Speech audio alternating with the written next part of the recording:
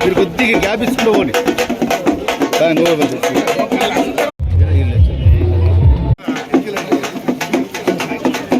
Sir.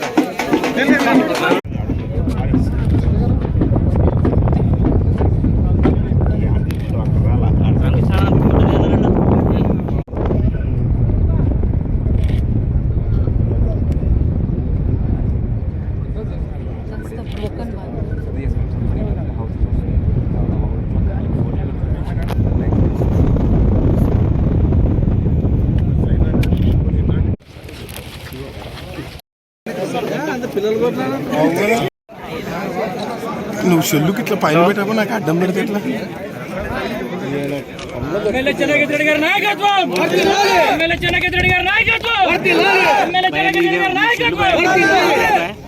కొంచెం కింది పెట్టు ప్లీజ్.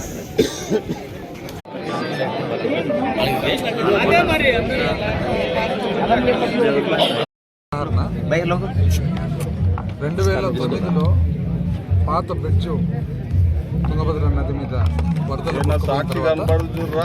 2011లో అప్పటి శాసనసభ్యులు వెంకటేశ్వర రెడ్డి గారు తన కృషితో మరి పట్టుదలతో ఈ బ్రిడ్జ్ కొత్త బ్రిడ్జ్ కట్టేదానికి శాంక్షన్ తెచ్చుకోవడం ప్రభుత్వం నుంచి. అప్పటి నుంచి దాదాపు 10 సంవత్సరాలు పట్టింది.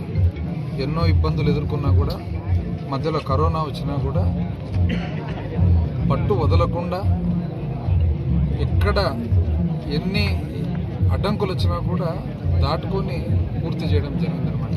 అందులో ప్రధానమైన కృషి స్థానిక శాసనసభ్యులు చెన్నకేశ్వర రెడ్డి గారు. అదేవిధంగా ఈ పక్కకు ఆ పక్కకు మన నదికి ఇరువైపులా, అంటే అటువైపు అలంపూరు, గద్వాల అప్ టు హైదరాబాద్ పోయేదానికి, ఇటువైపు మంత్రాలయం, చాలా ముఖ్యమైన కనెక్షన్ ఇదొకటి. అక్కడ మంత్రాలయం దగ్గర ఒకటి. ఎందుకంటే పూర్వం నుంచి కూడా బంధుత్వాలు కానీ, అటుపక్క నదికి అటుపక్క ఉన్న ప్రజలకు, ఇటుపక్క ఉన్న ప్రజలకు ఎన్నో సంబంధాలు ఉన్నాయి. వాళ్ళందరికీ కూడా ఇప్పుడు చాలా అనుకూలంగా ఉండబోతూ ఉంది.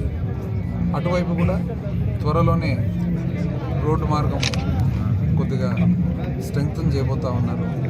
దానివల్ల ఎంతో ఉపయోగం కూడా రాబోతూ ఉంది. కాబట్టి ప్రజలందరికీ కూడా ప్రభుత్వం తరఫున, ప్రభుత్వంలో ఉన్న వివిధ పరిపాలన డిపార్ట్మెంట్ అందరూ కూడా ఎంతో కృషి చేయడం జరిగింది దీని పట్ల.